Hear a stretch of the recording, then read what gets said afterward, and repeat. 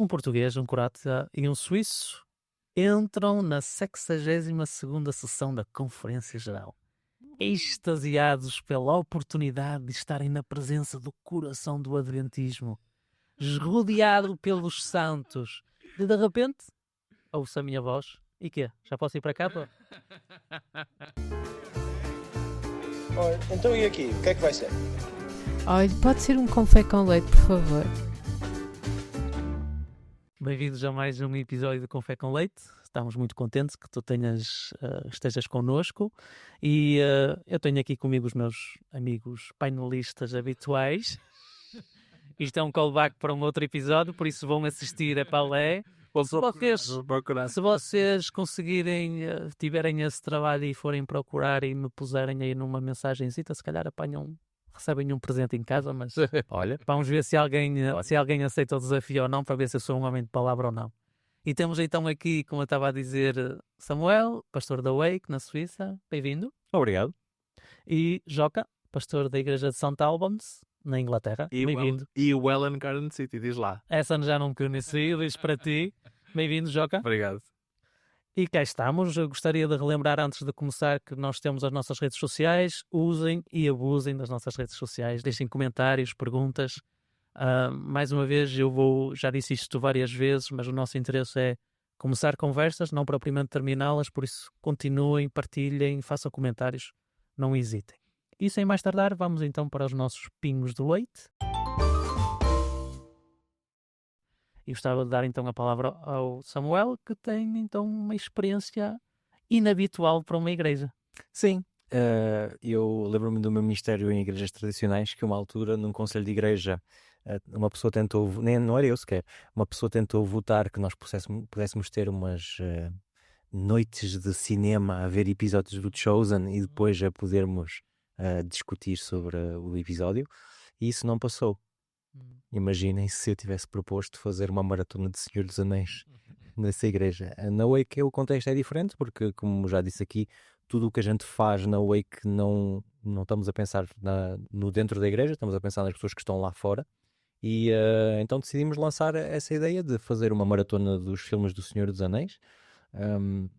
Pessoalmente acho que é super compatível, porque o J.R.R. Tolkien, o homem que escreveu os livros, é interessante que há pessoas que não sabem sequer que o Senhor dos Anéis, para nós é claro, né? Mas há pessoas que não sabem sequer que o Senhor dos Anéis é uma obra literária antes de tudo. Escreveu uma vez uma carta a dizer que o Senhor dos Anéis era uma espécie de uma homenagem à fé cristã. Ele não diz exatamente com estas palavras, mas é claro que quando nós vemos os filmes ou quando lemos os livros, existem montes de fatores, de pequenas coisas que nos podem fazer lembrar. Foi super interessante poder estar com pessoas que estão com a mente muito mais fora da igreja do que eu e confrontá-las no fim de cada filme. Então, o que é que vocês acham que é bíblico aqui? O que é que vos faz lembrar Deus? E foi super, super interessante as reflexões de algumas pessoas. Tivemos, obviamente, visitas, tivemos pessoas que já estavam connosco há algum tempo e que foi a primeira vez que os vi verdadeiramente comprometidos com uma atividade da Wake. E por isso foi um grande sucesso, e por isso porque eu trago aqui este pingo de leite de uma certa forma para encorajar as pessoas a experimentarem coisas. Não é para vocês experimentarem uma coisa assim que vai vir o mal ao mundo. Eu estava preparado para chegar ao final e dizer, olha, não, é demasiado, não é uma boa coisa na igreja, não encaixa bem, saiu furado. Por acaso correu super bem e vamos fazer agora, este ano, em 2026, uma maratona de Matrix. Exatamente com a mesma perspectiva de tentar ver que elementos que fazem pensar no cristianismo encontram-se dentro da história. Se calhar aproveito para fazer já o meu comentário. Só acho pena que vocês tenham trocado Senhor dos Anéis. São aficionados Senhor dos Anéis. Então eu acho pena. Por acaso houve um colega pastor que eu convidei porque também é aficionado, mas não me lembrei que a tua poderia estar interessada. É verdade. E acho pena que não se possa fazer todos os anos, tipo uma tradição eclesiástica de fazer a sessão. Acho que passar do Senhor dos Anéis para o Matrix, acho que é um downgrade, mas fora isso, nada. Vimos o Hobbit, segundo eu disse. Não, o Hobbit é outra coisa. Isso é provocação barata, Daniel. Joga, o que é que tu achas? Não, é uma área que a mim interessa-me sempre bastante. Tem a ver com a tua dissertação, não A é? minha dissertação foi sobre Game of Thrones e o Evangelho de Marcos, por isso... Também um downgrade, mas Bem, vamos ter aqui uma luta. vamos. Grande coisa seria fazer Star Wars. Star Wars... Seria muito bom, mas é muito longo. sim, É downgrade. talvez possamos falar disto num episódio no futuro, falar sobre a Bíblia e filmes Cultura pop, sim. e a cultura popular, a recepção da Bíblia na cultura popular, porque no fundo é isso que acontece aqui. Por exemplo, no Tolkien, estamos a falar de... mais uma vez voltamos a... No último episódio falei sobre a matriz cristã por trás da literatura. Há essa história que é recontada com uma forma completamente diferente, mas no fundo, os pontos básicos são exatamente os mesmos, e era isso que o Tolkien estava a tentar fazer, o C.S. Lewis também com as Crónicas de Nárnia. E mesmo quando, por exemplo, quando falamos de Guerra das Estrelas, mesmo que não seja a intenção do autor, depois entramos naquilo que se chama de temas em comum. Claro. Temas que encontras na Bíblia e que encontras em filmes como Guerra das Estrelas, ou a questão do Matrix, não é?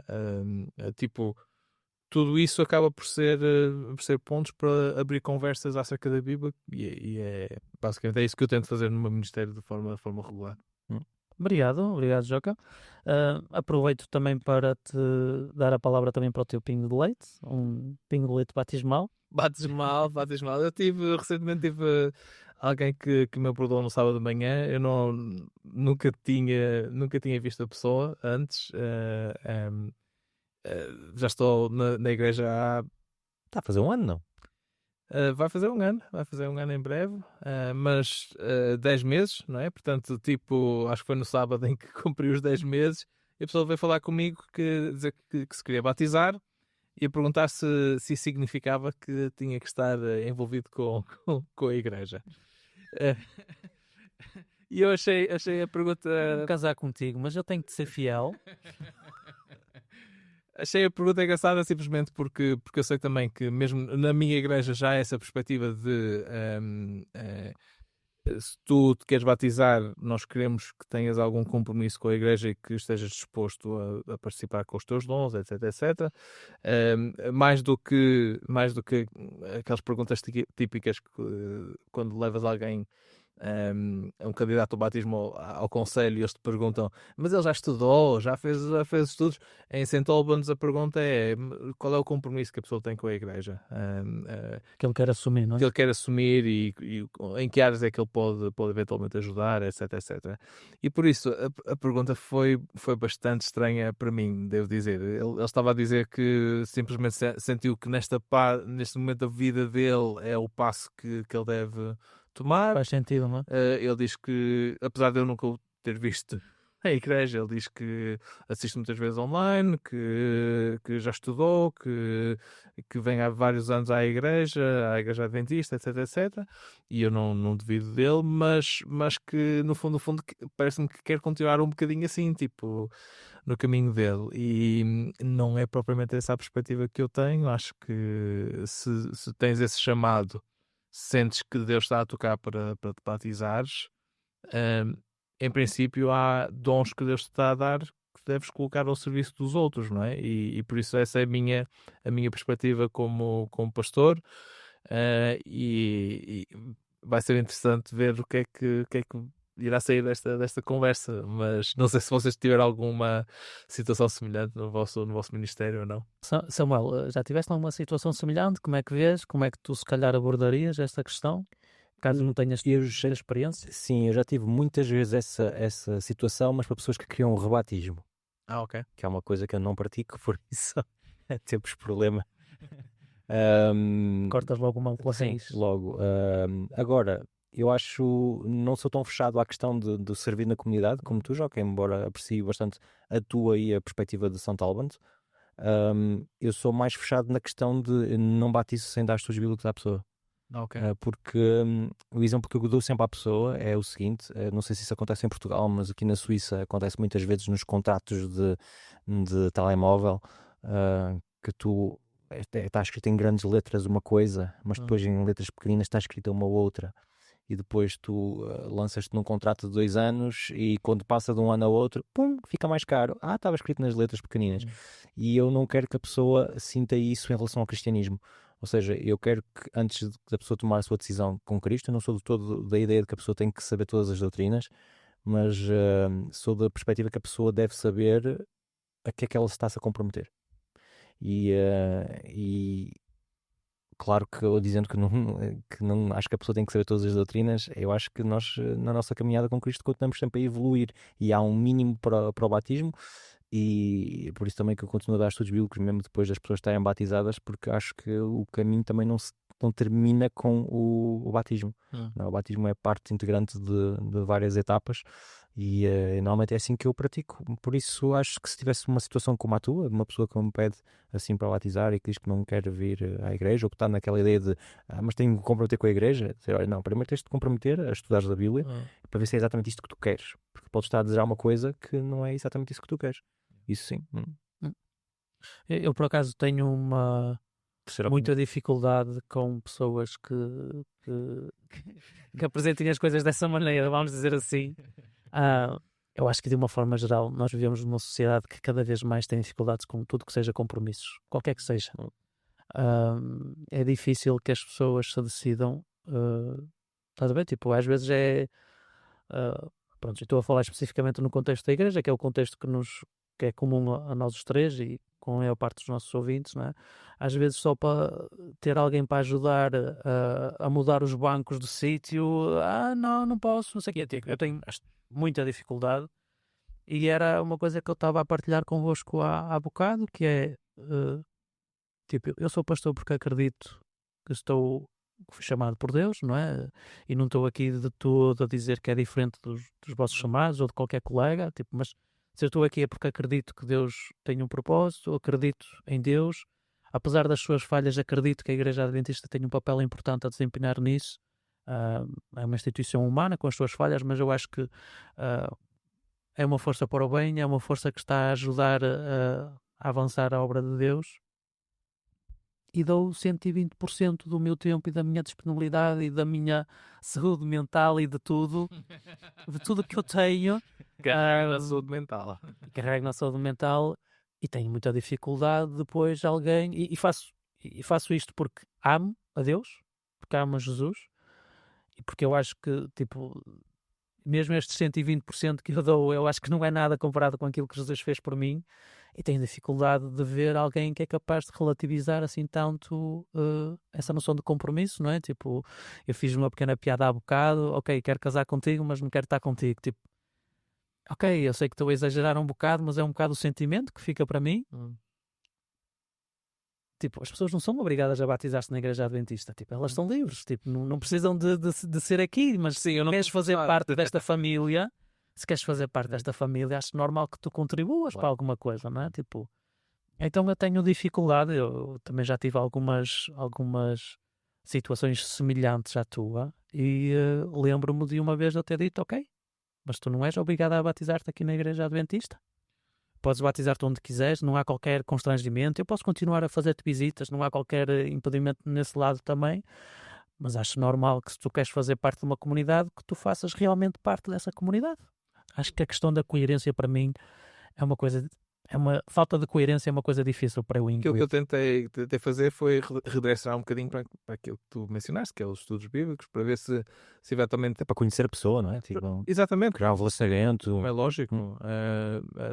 Se alguém disser, pá, eu estudei já fiz, não sei o quê, estou aqui na e notas a falar e notas que há ali conhecimento. Sim, e que há... e normalmente, de qualquer forma, eu tenho sempre uma conversa com qualquer pessoa para verificar isso, não é? Mas a minha abordagem foi um bocadinho dizer assim, olha, normalmente há sempre estudos bíblicos com alguém, não sei o quê, eu gostava de sentar contigo e conversarmos pelo menos para ver onde é que está, mas para abrir essa conversa, porque dar também a minha perspectiva em relação a essa questão, porque lá está, mais uma vez, acho que estar dentro da igreja sem compromisso não... mais vale estar fora. E lá está, e não quer dizer que não haja contextos, que não haja históricos de vida que se compreende e que tem que se ter paciência e tolerância e compaixão e todas essas coisas todas. mas assim dizer descaradamente e sem qualquer... mexe comigo. Mexe comigo. Mas pronto, bem, Deus sabe de toda... Estou abalado. Faço agora aqui uma ligação com o meu pingo do leite. Não sei se Samuel, se queres acrescentar mais alguma coisa. Não, vai. Porque eu acho que tenho aqui uma ligação interessante entre o teu pingo de leite e o meu. Eu vi recentemente um livro que saiu em França. O livro chama-se... não anotei o título, mas não interessa. É um livro que fala sobre o fenómeno evangélico em França e como é que ele tem evoluído e progredido nos últimos anos. Só para vocês terem uma ideia, passou de algumas dezenas de milhares para centenas de milhares em cerca de 20 anos, 30 anos, qualquer coisa assim do género. Então uma explosão massiva dentro do panorama religioso francês. E a coisa interessante deste fenómeno evangélico é que, segundo os dados que foram obtidos pelo autor, que é um sociólogo das religiões, 27% dos batismos realizados dentro dessas igrejas evangélicas são ateus agnósticos sem religião. Então existe um grande fenómeno de captação de crentes de outras comunidades, nomeadamente católicos. Não é novidade nenhuma, mas o facto de que quase 1/3 das pessoas que se batizam são pessoas que não tinham religião, que não tinham qualquer afiliação religiosa, ateus, agnósticos e sem religião, é extremamente interessante. E qual é que é o segredo? Qual é o ingrediente secreto que estas igrejas têm para conseguir então ter esta penetração na sociedade francesa? E o autor diz, e isto é uma citação, é uma fábrica de relações. É uma fábrica de relações. Eles oferecem uma família espiritual e são intencionais a criar ligações entre os membros e com a comunidade e com Deus. É um ponto assente, é uma prioridade para eles. Por um lado, para mim, veio confirmar algo que eu já tinha, se calhar uma conclusão que eu tinha chegado intuitivamente, tipo que por várias razões, que esta noção de família espiritual, das pessoas criarem relacionamentos umas com as outras, de realmente criarem uma comunidade em que há entreajuda, em que há compreensão, em que há realmente algo de comum entre nós todos, apesar de nós sermos diferentes, intuitivamente tinha-me chegado a essa conclusão, o facto de ter aqui uma obra de um sociólogo que vai ao encontro dessa mesma conclusão, para mim é uma validação e que faz-me ligar então com o teu pingo de leite, não é? Com o batismo, com a noção de comprometimento e de compromisso, e com a noção de que hoje em dia cada vez mais é algo que nós necessitamos. Então, estás a ver, tipo... Ok, aceitar alguém que pede isso e depois não tem qualquer compromisso, qualquer ligação com essa família espiritual, acho que vai contra aquilo que a sociedade hoje em dia necessita.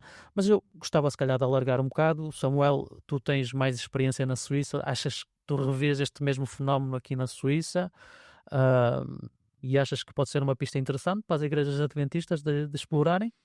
É assim...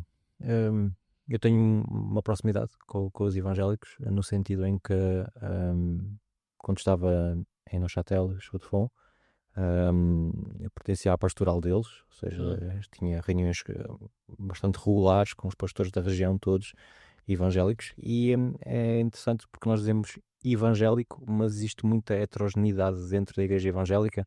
Pelo menos aqui na Suíça tens os fenómenos nós chamamos, como é que podemos chamar isso?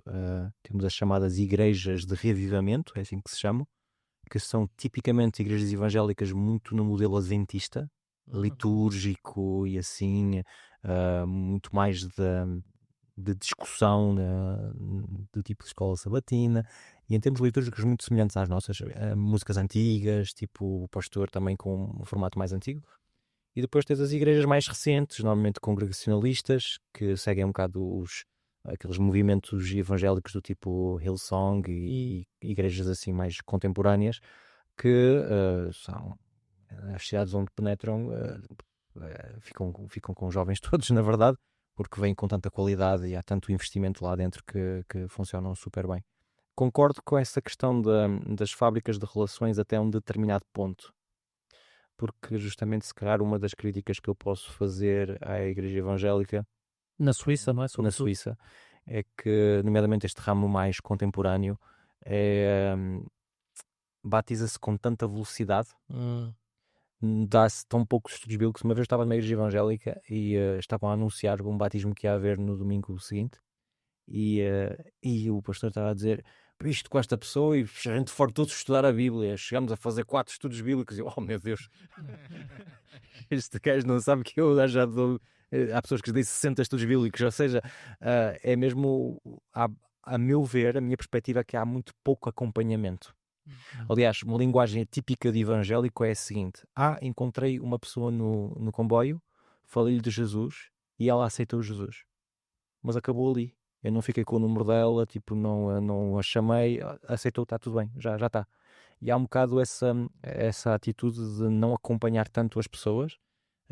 Não estou a dizer que elas não são fortes nas outras coisas todas que acabei de citar, mas não sei se essa coisa da fábrica de relações é forte. O fenómeno que acontece aqui, claramente que podemos dizer, é nos grupos de jovens, nas igrejas jovens, que rapidamente tu chegas a um espaço em que És integrado. tens tantas pessoas da tua idade que o teu grupo de amigos acaba por se ficar ali, acabas por arranjar namorada ali e é isso que te fideliza. Não creio que em termos de atividades exista isso que é observado na França, mas eu também não sou um conhecedor gigantesco desta realidade. Conheço um pouco, mas não totalmente. Obrigado, Samuel. Joca, tem sido um bocado essa realidade que tu tens encontrado?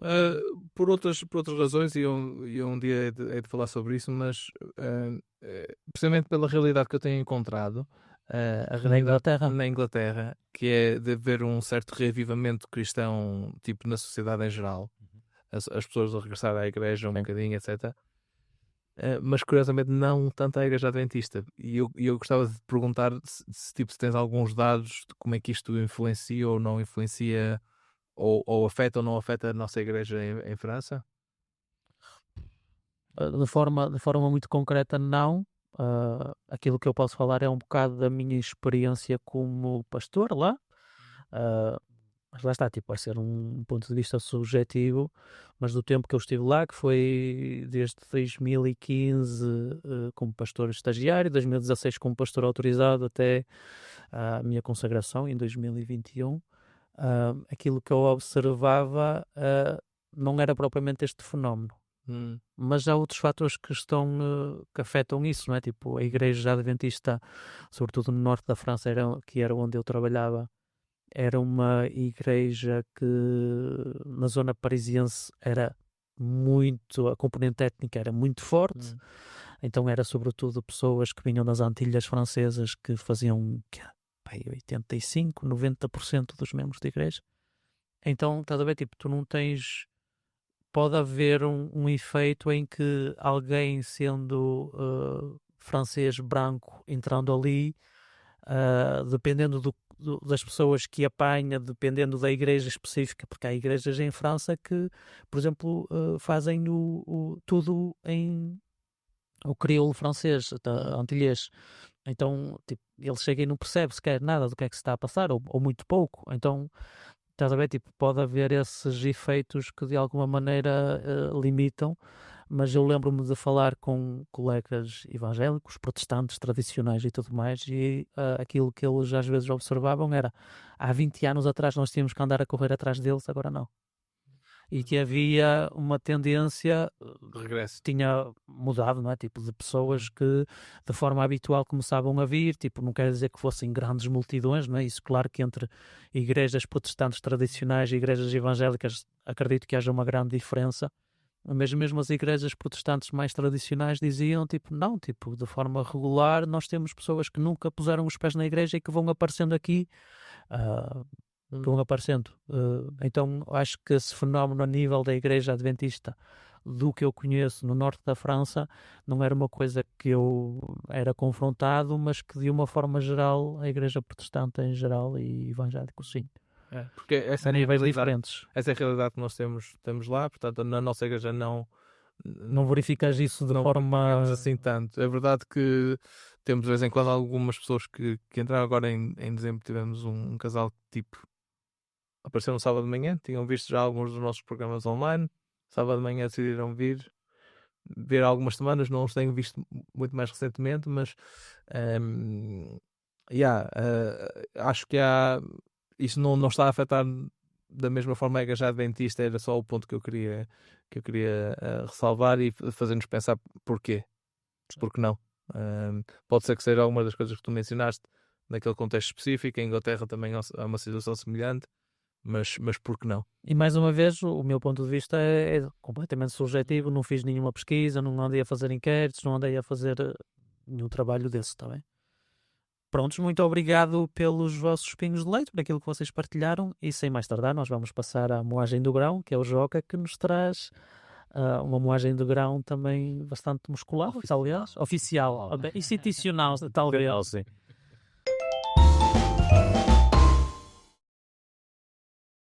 Como se calhar a maior parte dos nossos ouvintes sabe, talvez não sei, mas recentemente nós tivemos uma sessão da Conferência Geral, decorreu de dia 3 a 12 de julho do ano passado, 2025, nos Estados Unidos, como é habitual. Foi a 62ª. Exato, obrigado. O português vai falhando cada vez mais. Vai. Está complicado. Foi a 62ª sessão da Conferência Geral, e foi marcante por várias razões, e por isso nós pensamos em falar aqui um bocadinho, fazer uma espécie de análise daquilo que aconteceu. Vamos sentir mais importante com esta introdução do Painel de especialistas, não é? Painel de especialistas da Igreja. Já tenho aqui um boost na moral. E eu gostava de começar por uma das questões talvez mais interessantes desta sessão da Conferência Geral, que foi a mudança na presidência, não é? Portanto, o Ted Wilson, que foi presidente da Conferência Geral, perdão, ia dizer da Igreja Adventista, durante 15 anos, saiu da presidência nesta sessão, e entrou um presidente brasileiro, Ethan Keller, não sei como é que se pronuncia. Acho que se pronuncia Keller. Corrijam-nos no comentário. É com O, mas acho que se pronuncia Keller. Exatamente. Portanto, entrou o Ethan Keller, que é o novo presidente da Conferência Geral, e eu gostava de vos perguntar, talvez ao Roberto primeiro, o que é que vocês acham desta mudança na presidência da Conferência Geral? Ora bem, eu como grande conhecedor da realidade, Apaixonado por este tema.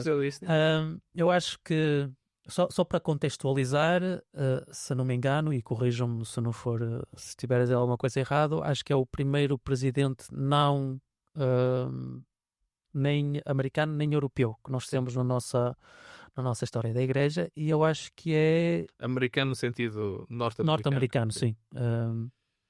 E eu acho que é um dado relevante, que mostra um bocado como a demografia da nossa Igreja tem evoluído nas últimas décadas, sobretudo a partir dos anos 90, 80. Acho que tem sido um fenómeno que tem evoluído a grandes passos, e que abre um precedente que eu acho que vai ser para ficar, porque eu acho que a demografia vai continuar um bocadinho na mesma onda. Por isso acho que se calhar num futuro relativamente próximo, é difícil sempre de avaliar, mas acho que vamos ter se calhar um presidente africano, se calhar vamos ter um presidente asiático. Então acho que o domínio americano a nível da Conferência Geral acho que vai começar a desaparecer, e pronto, e acho que voltarmos a ter um presidente europeu acho que vai ser cada vez mais difícil.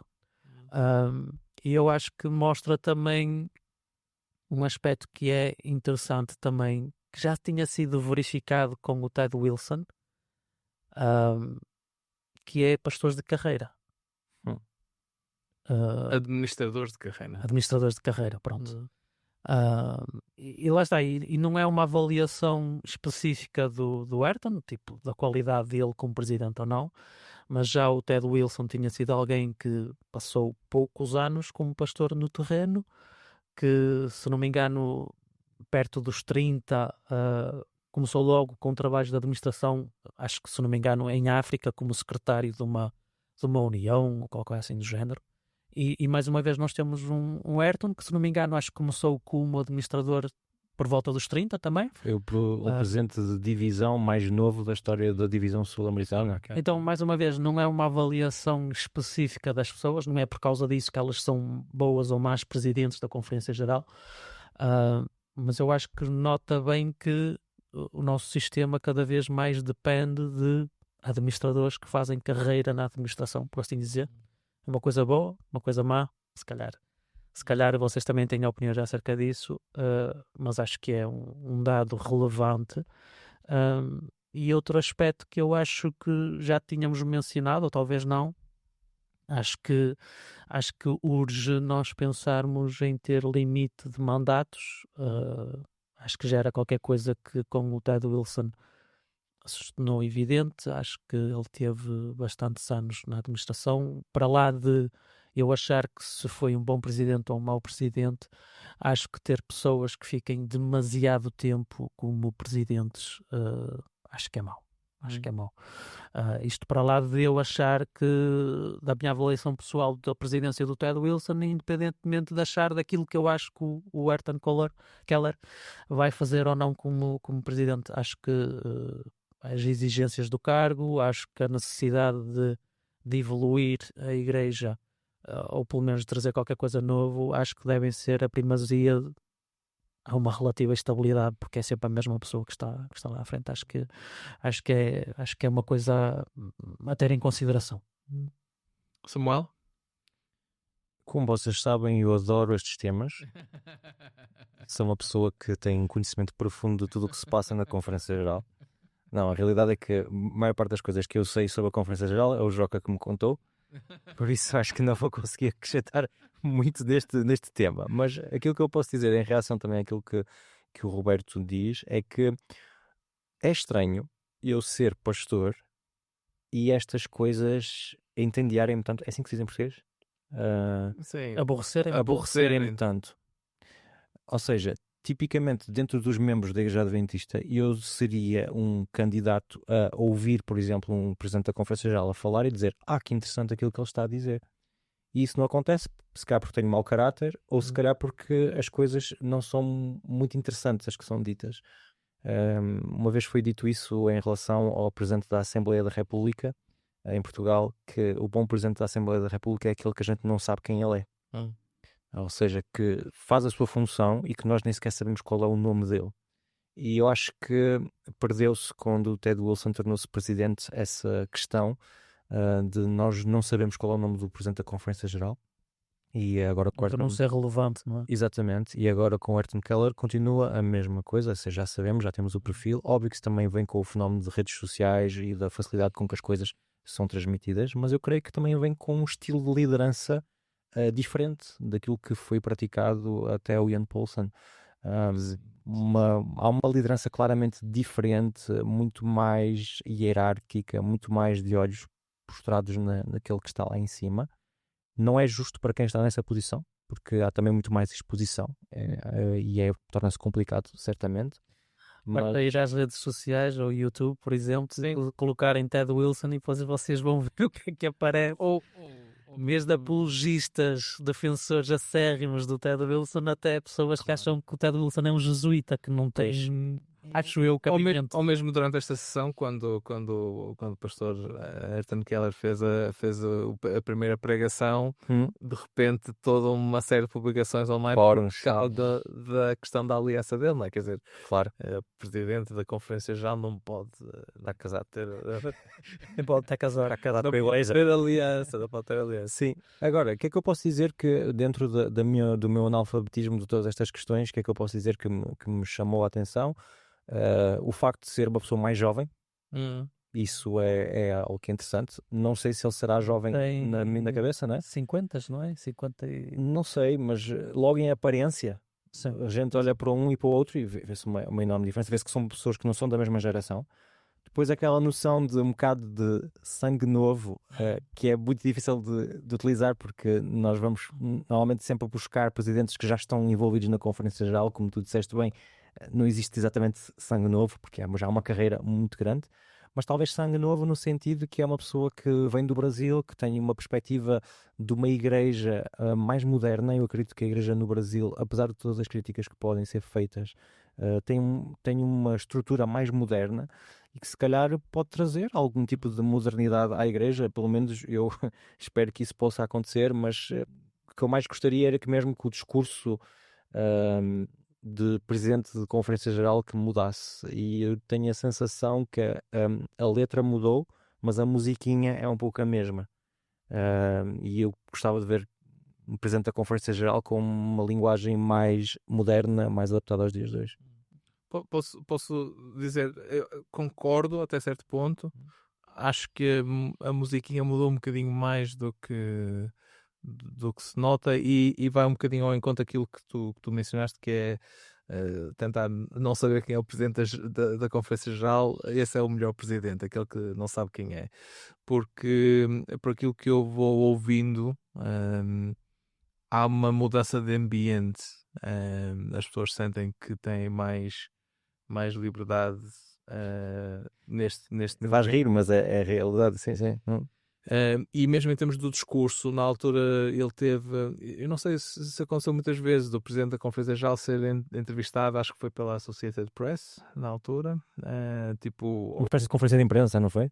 Eles fizeram a conferência de imprensa dentro da Conferência Geral, no que toca, ou seja, no contexto do Departamento de Comunicações da Conferência Geral. Mas neste caso em específico houve meios de comunicação exteriores que fizeram uma entrevista com ele, e ele falou de questões como a questão de eu gostava de ver mais jovens na liderança, eu gostava de ver mais mulheres na liderança. Imediatamente quando ele diz isso, há toda uma série de perguntas que ramificações, sim. Não é? E de ramificações e potenciais consequências. Portanto, houve ali uma mudança um bocadinho no estilo e na musiquinha, não é? No fundo, na comunicação. E por aquilo que eu vou ouvindo, estando relativamente perto de pessoas que trabalham no nível de conferências e uniões e divisões, realmente sente-se um bocadinho mais essa liberdade de, o foco não é tanto nestas questões nas quais o Presidente da Conferência Geral esteve focado ao longo dos últimos 15 anos, mas é mais... vocês têm um bocadinho mais de liberdade para esses campos.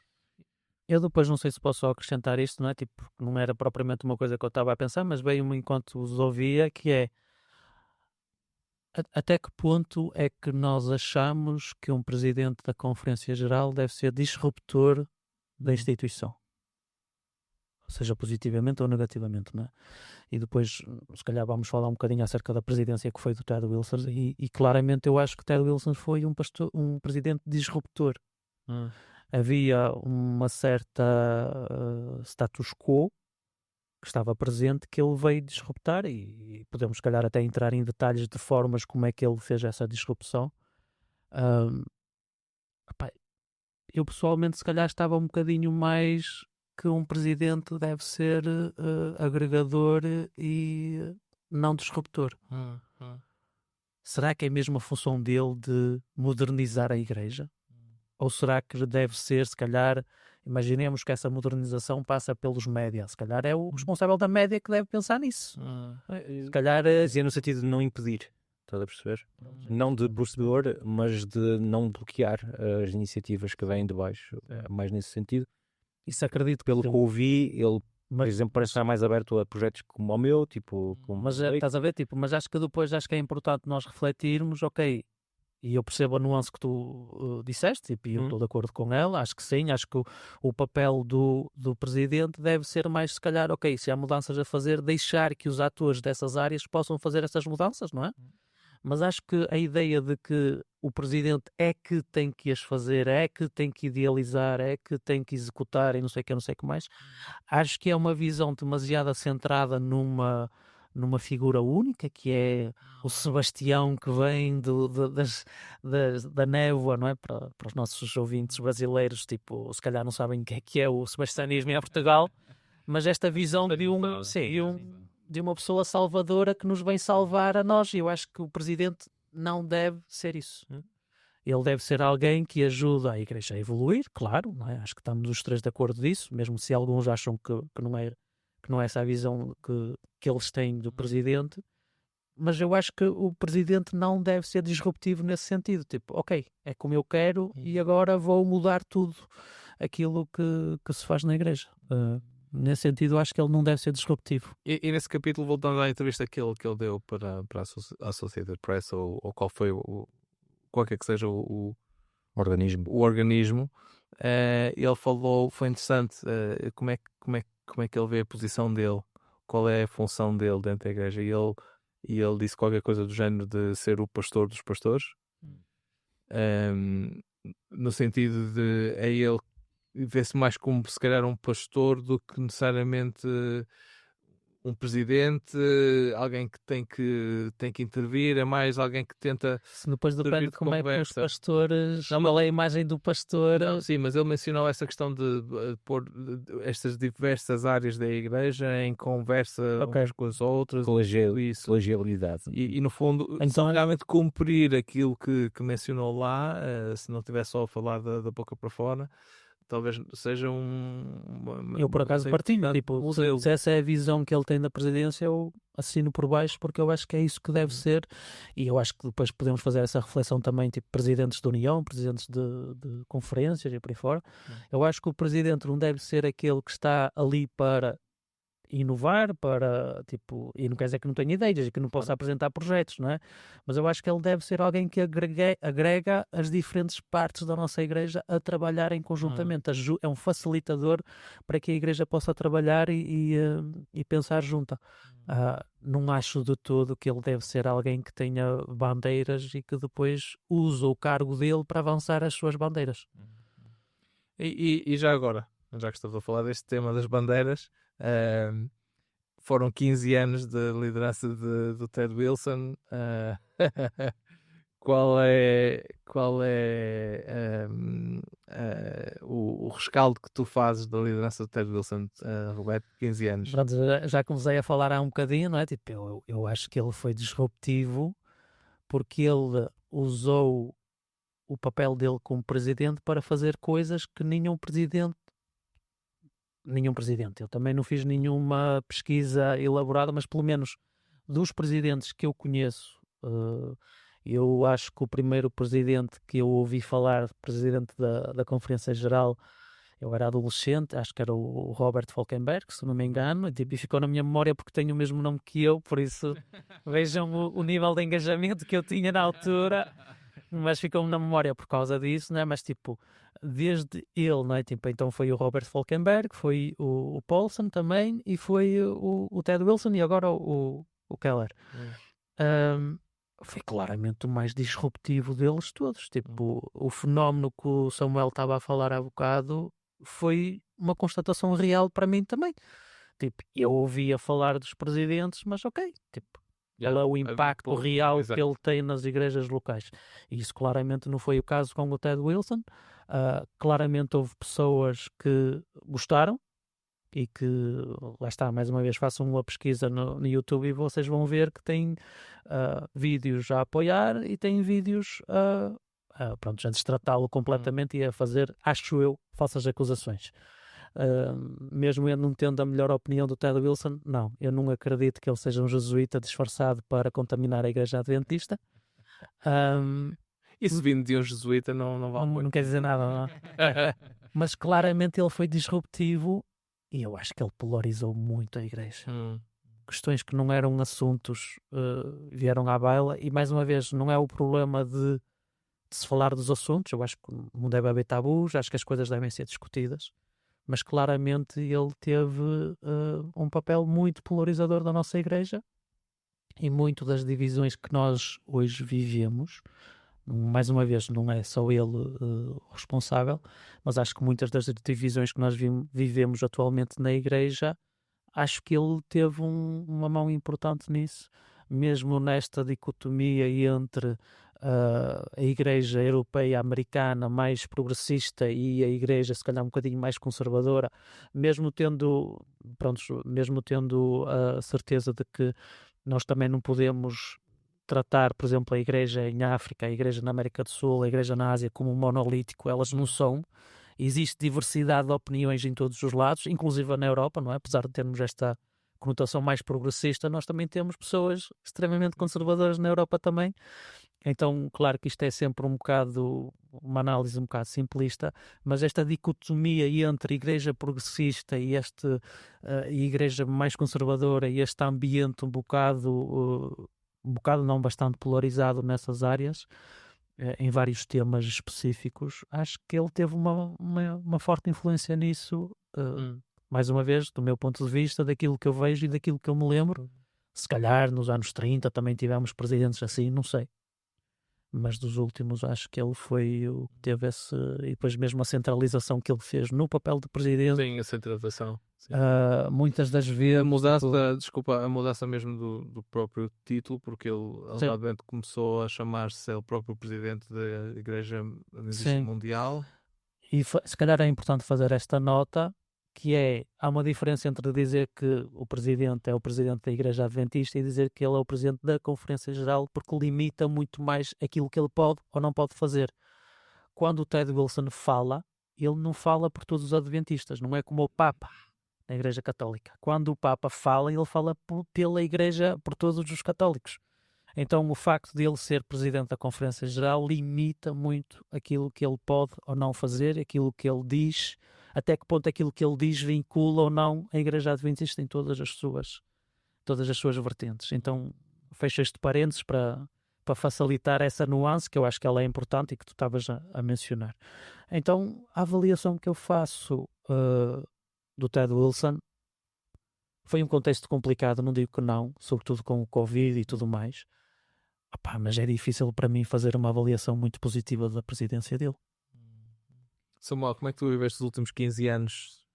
Discordo do Roberto, para mim foi extremamente positivo, no sentido que é o único presidente da Conferência Geral que tirou fotografias a slides de um PowerPoint meu, por isso... Claramente é o melhor. Claramente é o melhor de todos este campo. Como aqui, a fazer o disclaimer que o Samuel é a única salariada da Conferência Geral nesta mesa. E deixamos a nota para o Ayrton, se ele quer estar nas tuas boas graças, já sabe o que é que tem que dizer. Tem que tirar umas fotos, uns slides, Não, fora as brincadeiras à parte, eu acho que o Ted Wilson trouxe uma coisa que poderia ter sido muito positiva, é que ele tentou verdadeiramente ser um presidente presente. Por exemplo, em toda a minha vida é o presidente que eu vi pessoalmente mais vezes. Ou seja, nós não somos amigos, nem conhecidos, nem nunca falamos. Só viram umas fotos dos teus PowerPoints? Sim, porque ele esteve presente numa altura que eu apresentei o projeto da Wake e ele gostou lá de umas estatísticas e de um texto da Ellen White que eu tinha publicado. Já iremos a Ellen White também. Mas acho que ele tentou bastante isso. O que eu senti sempre com o Ted Wilson é que existia um fosso cultural muito grande. Ele claramente pertencia a um adventismo norte-americano conservador, penso que não direi ultraconservador, porque acho que ele não era um Amish, apesar de tudo, não é? Mas que não é a mesma identidade adventista que eu tenho, e por isso obviamente sempre criou um fosso, mas sempre senti uma pessoa que tentava ser agradável com as pessoas e assim, e tenho pena efetivamente do que acabou por acontecer, a tal polarização que o Roberto falou, o facto de se ter tornado progressista e bem visto entre pastores mais abertos de criticar o Ted Wilson, ou seja, pessoas que se calhar tinham o mesmo conhecimento que eu, ou seja, muito pouco em relação à Conferência Geral, sabiam que se dissessem ao meio dos pastores, este Ted Wilson, aquilo que ele faz, que dá boa imagem, e acho que não tirando a culpa das pessoas que faziam críticas baratas a ele, acho que ele potenciou um bocado este tipo de comportamento por ser tão afincado em determinadas ideias e defender determinadas coisas. Tinha dito que ia dizer qualquer coisa sobre a questão de Ellen White. Acho que o Ted Wilson deixou um legado extremamente negativo em relação a Ellen White por uma utilização demasiado forte de Ellen White. Das poucas vezes em que eu pude ouvir pregações dele, algumas fui obrigado a ouvir porque estava em contextos em que ele estava lá, outras que pude ver na internet. Ele citava muito mais Ellen White do que a Bíblia, e isso faz-me muita confusão. Faz-me muita confusão. Como vocês sabem, eu não tenho problema nenhum com Ellen White, gosto de Ellen White, leio Ellen White, mas quando nós estamos a citar mais textos de Ellen White e em maior tamanho do que os textos da Bíblia, e quando usamos Ellen White para, de uma certa forma, explicar a Bíblia, justificar a Bíblia, corrigir o que a Bíblia não diz, sendo para alguém que tem um cargo como o dele, acho que dá um enviesamento muito grande à nossa teologia e dá uma imagem de seita. Sim, para fora, sim. E a última coisa que eu gostaria de dizer é que tem a ver com aquilo que o Roberto disse, esta distinção muito importante de que o Ted Wilson não foi presidente da Igreja Adventista, foi presidente da Conferência Geral, que ele não é como o Papa. É interessante que normalmente as pessoas que mais gostavam deles são aqueles que mais problemas têm com o Papa. E eu sempre achei esta dicotomia muito interessante, que é aquele que criticas um líder religioso porque ele tem determinado tipo de características e adoras aquele na tua igreja que tem as características que tu criticas. E na volta, se calhar, o Papa nem tem essas características. São as características que tu imaginas que ele deve ter. E isso achei um fenómeno muito interessante, como determinadas pessoas e determinadas opiniões podem ser tão racionais como um clube de futebol. Se é o do meu clube, está tudo bem. Mas se é o dos outros, é o espírito da besta que está ali. Isso também é uma questão que devemos ter em conta. Aquela esquizofrenia religiosa. Um pouco.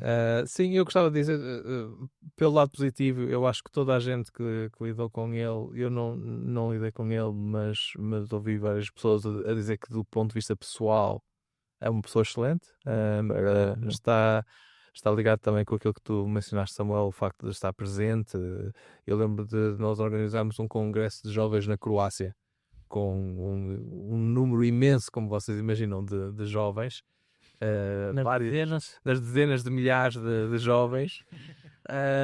E o diretor de jovens na altura ter mencionado que o Ted Wilson sabia, tinha mandado mensagem a dizer eu não sei o quê. Portanto, nesse aspecto pessoal, acho que é preciso fazer também essa distinção da pessoa e valorizar, não é?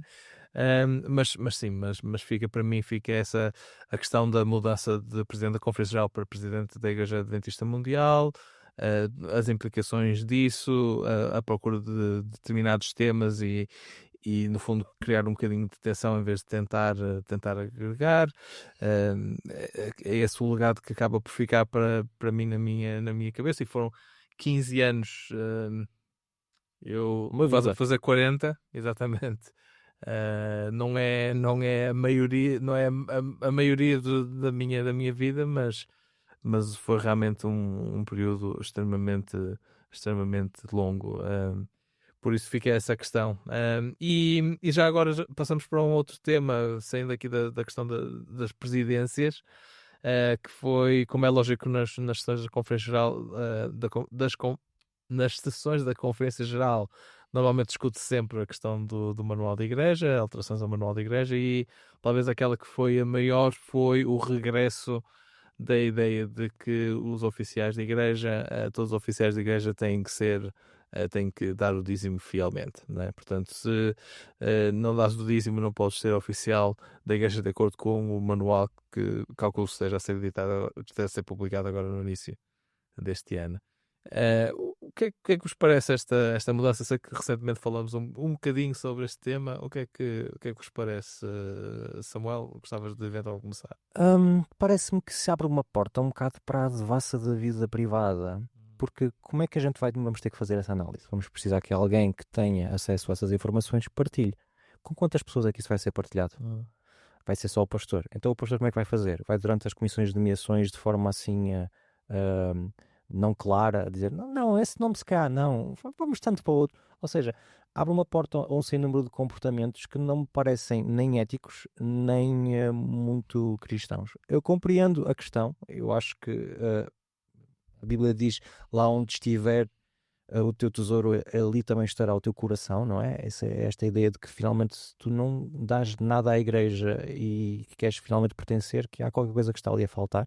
Eu compreendo, mas hoje em dia que se fala tanto em problemas de confidencialidade, de dados e não sei o quê, nós aqui na Suíça temos grandes transformações que estamos a fazer nas nossas igrejas justamente para estarmos em ordem com as leis que saíram ao nível da confidencialidade e dos dados que devem ficar anónimos. Parece-me uma diretiva complicada. Parece-me complicado também porque as pessoas hoje em dia, por causa das redes sociais e isso tudo, têm cada vez mais sensibilidade a isso pertence-me, isso são informações que me tocam a mim, não tens nada que saber isso. E para mim também mete uma força de bloqueio em relação a uma coisa. Eu, quando dava o dízimo em envelope, nunca colocava o meu nome. Eu acho que deve existir espaço para que as pessoas possam dar o dízimo de forma anónima. E porque, sei lá, existem tantas coisas. Por exemplo, alguém que tenha um salário muito elevado, imaginemos, 4, 5 vezes mais do que o salário médio de uma comunidade, é um bocado complicado para essa pessoa de estar a pôr aos olhos de um tesoureiro e de todo um conselho quanto é que ela ganha. Eu acho que isso deve ser protegido. E nós na igreja adventista temos um bocado essa confusão que fazemos entre a vida privada das pessoas e a vida religiosa. É verdade, há coisas da vida privada que podem tocar a vida religiosa, mas a mim parece-me que se calhar estamos perante um problema cultural. Se calhar no contexto americano não existe esse problema. Eu sei que há alguns contextos em que facilmente se diz quanto é que se ganha à frente de toda a gente, não há problema nenhum. No contexto onde eu vivo, suíço, as coisas não são assim. É um bocado tabu falar sobre dinheiro, ainda mais tabu falar de quanto é que se ganha. Por isso parece-me estranho no contexto onde eu estou. Sim, se bem que eu não acho que tenha sido necessariamente algo que tenham sido os americanos a tentar incluir. Okay. Acho De onde é que achas que vem? Eu acho que vem dos tesoureiros. Não, vem de outras partes do mundo que não necessariamente é a Europa ou os Estados Unidos. Porque se não tem, agora em relação ao processo, acho que há sugestões que são feitas por um comitê e depois, por aquilo que eu vi na discussão da questão na própria sessão da Conferência Geral, foram sobretudo os delegados de África, Ásia, América do Sul que puxaram um bocadinho mais por isso. Okay. Já agora, nessa questão da proteção dos dados, nós na semana passada estive a falar com o secretário da União Britânica acerca deste tema e ele disse que nós não temos como implementar no nosso contexto, porque a lei de proteção de dados simplesmente impede. Sim. Não podemos, quer dizer, não há nada a aprender. Eu não sei se posso acrescentar agora aqui qualquer coisa. Acho que não vai alterar nada. Ok. acho que não vai alterar nada. Sei da cara com o que tu disseste. Porque lá está, porque nos países em que isso é sensível, nós não vamos ter meios de executar isso, por causa das leis de proteção de dados. Nos países em que isto se calhar é um tema relevante, eles já o faziam, de certeza que já havia pastores que faziam esse controle, ou os tesoureiros, ou pronto, e depois claro que eu não conheço esses campos, mas francamente acho que não vai haver grande revolução por causa disto. A única coisa que eu acho que é importante realçar é que lá está, acho que é este papel de que, ok, nós estamos receptivos a que haja, estás a ver, ok, houve um campo que pensou isto, fez a proposta e depois que subiu e tudo mais, acho que é a valorizar o facto de estarmos abertos a que haja mudanças que venham da base até lá acima e que não seja sempre a Conferência Geral, ok, vamos pensar como é que nós podemos adaptar. Podemos estar de acordo ou não com as escolhas que são feitas, não é? E tudo mais, mas acho relevante que o processo esteja a funcionar nesse sentido e que seja bom. Apesar de não ter qualquer esperança que uma proposta, por exemplo, vinda da Europa chegue algum dia a qualquer sítio de relevo, porque lá está, porque uma questão demográfica temos poucas hipóteses que agora que consigamos fazer mudanças a esse nível. Acho que qualquer mudança vai passar por campos muito mais numerosos, como a América do Sul, a África, a Ásia. É só uma frase, é mais um tema em que é pena que a Conferência Geral resista à ideia de ter determinadas recomendações regionais. Porque se calhar faz muito sentido em determinados sítios e noutros sítios é ilegal. Sim. Se calhar só acrescento um dado que se calhar é capaz de ser interessante a esta discussão, e isso que tu disseste, é que o único documento que nós temos, pelo menos, a não sei que haja alguma mudança, sobre como lidar com o dízimo, foi votado em 1984, se não me engano, em que diz que o indivíduo é que define quais são os seus rendimentos. Isto foi votado pela Conferência Geral, pelo como é que é o Conselho Não é o Conselho Financeiro, é quando eles juntam aquelas sessões intermediárias. É o Conselho Executivo Anual. Vamos ver quem é que conhece a nomenclatura. Para as pessoas em casa saberem quem é que sabe aqui. Então isto foi votado por esse Conselho Executivo, como eu disse, em 1984, foi depois corrigido em 1990. 1984? Sim, 84. Ok. Depois foi corrigido em 1990 somente para as alterações a nível do Manual de Igreja, tipo as citações que se fazia do Manual de Igreja para que fossem corretas. E lá tem uma longa discussão sobre como o dízimo tem que ser bruto, não pode ser líquido. Não pode ser líquido menos as despesas físicas. Mais difícil transportar. Que é interessante porque, tipo, num documento que não é muito longo, eles perdem bastante tempo a defender isso, e claramente denota, não é? Quando isso acontece num documento oficial, é porque eles sabem que no terreno tens muita margem de como é que isso é aplicado, então tu tentas limitar isso. Então isso é também um elemento interessante, mas estás a ver, tipo, tem lá numa área em que diz, ok, quem é que define qual é que é o teu rendimento? És tu. Então retira de todo qualquer possibilidade de pastor, tesoureiro, sei lá, o que é. Tens que trazer o dízimo e trazes a tua ficha de pagamento para ele saber que realmente são 10%, estás a perceber? Tipo, então isso, pronto, lá está, estás a ver? Tipo, será que isto vai evoluir? Será que isto vamos ter outra visão acerca do assunto? No presente, acho que isto não vai alterar nada do funcionamento das igrejas, a não ser pontualmente em alguns sítios e em alguns pastores, se calhar. Sabes onde é que eu acho que pode eventualmente ter um impacto? Eu lembro de ter uma situação quando estava em Portugal, que é um país que, como é lógico, valoriza muito o manual de igreja, em que as pessoas queriam saber se alguém dava o dízimo para poderem votar para um cargo da igreja, e eu na altura, porque tinha sido retirado do manual, eu podia dizer, não, atenção, isto foi retirado do manual, eu sei que é prática, mas deixou de ser aquilo que é recomendado nós fazermos, e podia ter uma abordagem um bocadinho diferente, simplesmente porque não estava lá. Em contexto em que o manual conte imenso, etc, eu acho que o facto de estar lá pode ser... Mas lá está, mas como tu mencionaste, era uma prática local, então...